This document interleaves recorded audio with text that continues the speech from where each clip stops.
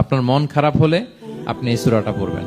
আমাদের এরকম অনেক সময় হয় না যে হতাশ, দেয়ালে পিঠ ঠেকে গেছে, কোনো বের হওয়ার রাস্তা নাই, কই যাব, কোথাও সফলতা নাই, সবাই আমাকে ভুল বুঝতেছে, এরকম মাঝে মাঝে হয় না? আমাদের সবার লাইফে আপস এন্ড ডাউনস আছে। আপনি যখন ভারাক্রান্ত হবেন, কষ্টে থাকবেন, এই সূরাটা পড়বেন, দেখবেন যে আপনার ডিপ্রেশন দূর হয়ে গেছে।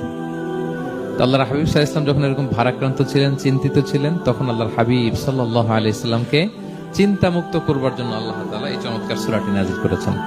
আল্লাহ নাযিল করলেন, আউযু বিল্লাহি মিনাশ শাইতানির রাজিম, বিসমিল্লাহির রাহমানির রাহিম, ওয়াদ-দুহা ওয়াল-লাইলি ইযা সাজা মা ওয়াদ্দাআকা রাব্বুকা ওয়া মা ক্বালা ওয়ালাল আখিরাতু খায়রুল লাকা মিনাল উলা ওয়ালা সাওফা ইউতিকা রাব্বুকা ফাতারদা।